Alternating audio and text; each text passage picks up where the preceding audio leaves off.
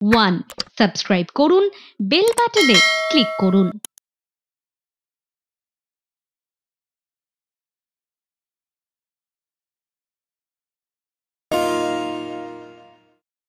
কারো কই ভালো লাগে, কারো লাগে খলসে, কেউ খায় ঝোলে ফেলে, কেউ খায় ঝলসে।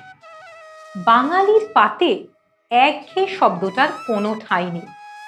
কখনো কই, কখনো খলসে, কখনো ইলিশ, আবার কখনো বা চিংড়ি। এমনই সব মন পছন্দ পদের কথা আমরা জানতে পারি শুধুমাত্র এক যে আছে খাবারে। আর আজ এক যে আছে খাবারে থাকছে মন পছন্দ পদ চিংড়ি মাছের মালাইকারি। খাদ্য অখাদ্যের বিধিনিষেধ প্রাচীন বাংলার মতো আধুনিক বাংলাতে একেবারেই নেই। তাই খাদ্যাভ্যাসের ক্ষেত্রে বাঙালি ভারতের অন্যান্য রাজ্যের অধিবাসীদের চেয়ে অনেকটাই স্বাধীন। ফলশ্রুতিতে বাঙালি খাদ্য তালিকায় মিলেছে নানান দেশ বিদেশের বৈচিত্র্য। আর এমনই একটি প্রিয় খাবার হলো চিংড়ির মালাইকারি। তবে এই মালাইকারির মালাই শব্দটি কোথা থেকে এসেছে এই নিয়ে রয়েছে নানান মতভেদ। কারণ মালাইকারিতে মালাই থাকে না। এ ব্যাপারে বিজন বিহারী ভট্টাচার্য বলেছিলেন, মালাই আসলে একটি ফার্সি শব্দ বালাহ থেকে এসেছে, যার অর্থ হল ঘন দুধ, ক্ষীর বা সর। কিন্তু চিংড়ির মালাইকারিতে মালাই তো থাকে না, থাকে নারকেলের দুধ। তাই মনে করা হয় এই নারকেলের দুধই হলো মালাইকারির মালাই।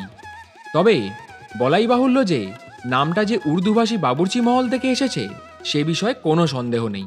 কারণ হিন্দিতে মালাই শব্দের অর্থ হলো হালকা বাদামি রং। আর সেই রঙের সঙ্গে যখন জুড়ে যায় চিংড়ি মাছ, তখন কারির সঙ্গে জুড়ে যায় মালাইয়ের তকমাও। মালাইকারি নিয়ে নানা ইতিহাস, নানা গল্প আমরা তো শুনবই। এই পর্বে থাকবে মালাইকারি সম্পর্কে নানা কথা, গল্প। কিন্তু একটা বিশেষ কথা আপনাদের জানিয়ে রাখি, এই পর্বের মাঝখানে করা হবে একটা প্রশ্ন। সেই প্রশ্নের সঠিক উত্তর দিতে পারলে আপনারা চ্যানেল 1-এর পক্ষ থেকে পেয়ে যাবেন আকর্ষণীয় একটা পুরস্কার। আর এক যে আছে খাবারের শুটিং ফ্লোরে আসার সুবর্ণ সুযোগ। এক যে আছে খাবার এমন একটা অনুষ্ঠান, যে অনুষ্ঠানে শুধুমাত্র খাবারের ইতিহাস বলা হয় না, থাকে খাবারের রেসিপিও।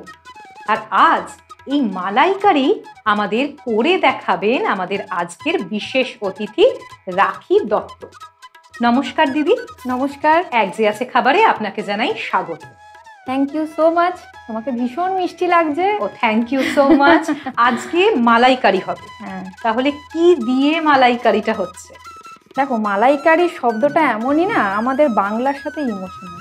বাঙালিরা মানে মাছ খায় না, বা মালাইকারিটা আমার মনে হয় বাঙাল ঘটি নির্বিশেষে সবার ভীষণ পছন্দ, সবার। এবার মালাইকারি যেটা অথেন্টিক মালাইকারি, সেটা তো আমরা সবাই করি। আমি তার সাথে একটু স্বাদটা যাতে আরেকটু এনহ্যান্স করে তার জন্য একটা এক্সট্রা মানে মশলা এর মধ্যে অ্যাড করব। তার মানে একটা ছোট্ট টুইস্ট আছে আমাদের মালাইকারিতে আজকে। তাহলে দিদি কি কি উপকরণ এখানে রয়েছে, বা কি কি উপকরণ তুমি চিংড়ি মাছের মালাইকারিতে ব্যবহার করছো? হ্যাঁ, চিংড়ি মাছের মালাইকারি করতে যেটা প্রথমেই লাগছে চিংড়ি মাছ।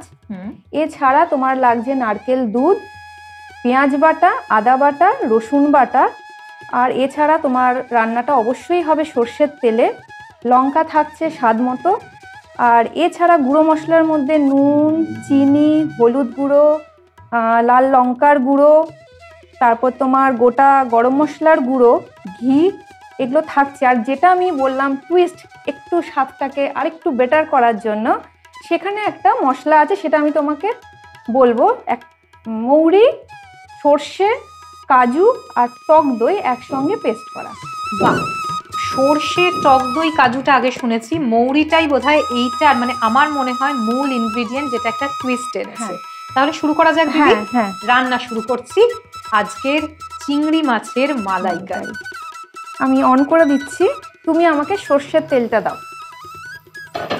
খাঁটি সর্ষের তেল, মানে প্রতিটা রান্নায় বোধহয় ওই চোখে জল আনতে বোধহয়।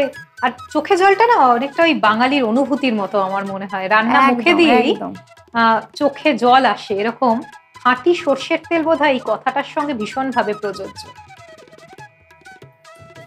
তেল একটু গরম হবে। তেল একটু গরম হোক।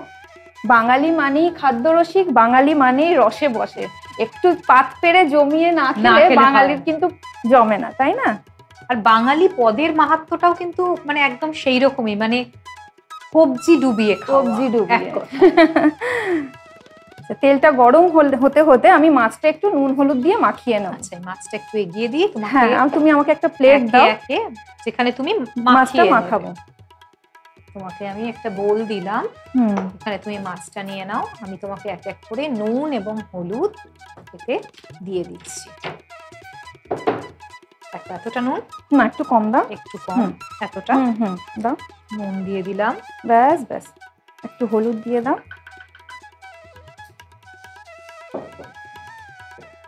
আর দিচ্ছি হলুদ। হুম। ঠিক আছে। হুম।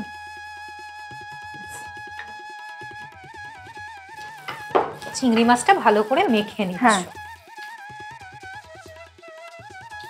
চিংড়ি মাছ যেহেতু খুব নরম মাছ, আমি বেশিক্ষণ ভাজতে সময় লাগবে না। কারণ বেশিক্ষণ ভাজলে না চিংড়ি মাছের যে একটা স্বাদ থাকে আর একটা হচ্ছে একটু একটু হার্ড হয়ে যায়, হার্ড মনে হয়ে হয়। যায়। হ্যাঁ, অনেকে চিংড়ি মাছ খুব বেশি ভাজে, ভাবে সেদ্ধ হবে, কিন্তু সেদ্ধ কিন্তু হয় না। না। আর এখানে চিংড়ি মাছটা আমি এমনি ভাজছি, বাট কেউ যদি, কারণ চিংড়ি মাছটা আরেকটু শুকিয়ে যায়, তো সেই জন্য টুথপিক বা কোনো একটা কাঠি দিয়ে যদি এটা চিংড়ি মাছটা সোজা রাখার জন্য গেঁথে রাখে। হ্যাঁ, আমি তেলটা গরম হয়ে গেছে, আমি এবার একে একে চিংড়ি মাছগুলো দিয়ে দিচ্ছি। হ্যাঁ, আহা, ছোটবেলায় তো চিংড়ি মাছ ভাজা হলেই মনে হতো এই তো হয় সর্ষে চিংড়ি, নয় মালাইকারি হচ্ছে। আমরা অপেক্ষার প্রহর গুনতাম বসে বসে। মালাইকারি বানানো শুরু হয়ে গেছে, কিন্তু এই মালাইকারি সম্পর্কে একটা কথা বলা খুবই দরকার। মালাইকারি তো আমাদের সকলেরই খুব প্রিয় একটা খাবার, কিন্তু এই মালাইকারি সম্পর্কে যে ইতিহাস রয়েছে তা কিন্তু বেজায় জটিল। আর এই বিষয়ে খাদ্য বিশারদদের মধ্যে রয়েছে নানা অভিমত। 19 শতকের বিদেশি লেখিকা মেরি রোজ ম্যাকলের লেখা একটি পুরনো রান্নার বইতে মালয়ান, চীন ও ভারতের নানান ধরনের রান্নার রেসিপির কথার উল্লেখ পাওয়া যায়, এবং এতে ফ্রাইড প্রন কারি এক বিশেষ খাবারেরও উল্লেখ ছিল। সেই রান্নাটির সঙ্গে চিংড়ির মালাইকারির হুবহু মিল পাওয়া যায়। এমনকি এও জানা যায় যে সেই রান্নায় ব্যবহার করা হয়েছিল পাপরিকা বা কারি পাতা। তাই তো ব্রিসেন্ডেনে রান্নাটির নামে কারি শব্দটি ব্যবহার করা হয়েছিল। আর এই কারি পাতা ব্যবহার করেই রান্নার প্রচলন বিশেষত দক্ষিণ ভারতে তামিল সম্প্রদায়ের মানুষদের করতে দেখা যায়। তাই মালাইকারি নিয়ে খাদ্য বিশারদদের মধ্যে নানান প্রশ্ন থাকলেও এ কথা বলা যেতেই পারে যে এটি একটি তামিল রান্না, আর যা আজ জায়গা করে নিয়েছে বাঙালির হেঁসেলের এক অন্যতম পদ হিসেবে। তাহলে গল্প ইতিহাস তো শুনছি, কিন্তু বলা বাহুল্য মালাইকারি কিন্তু আমাদের সকলের অত্যন্ত প্রিয় একটা পদ। যাক, ইতিহাস যাই বলুক, এখন আমরা দেখে নেব আমাদের মালাইকারি কতটা প্রস্তুত। দিদি, মালাইকারির চিংড়ি ভাজা প্রায় হয়ে হ্যাঁ, এসেছে। প্রায় হয়ে এসছে। এটা আমি এবার ওই পিঠ করে দেব। ওই পিঠ করে দেব। হ্যাঁ, চিংড়ি মাছ ভাজারও কিন্তু নিজস্ব একটা বেশ সুন্দর গন্ধ আছে, মানে যারা খুব চিংড়ি প্রেমী তাদের কাছে এই গন্ধের কিন্তু মাহাত্ম্য অন্যরকম। একদম পুরো দেখো রান্নাঘর গন্ধে মোমো করছে। আর বর্ষাকালে খিচুড়ির সাথে যদি এরকম ভাজা পাওয়া যায়, আর কিছুই লাগে আর না। কিছুই লাগে না।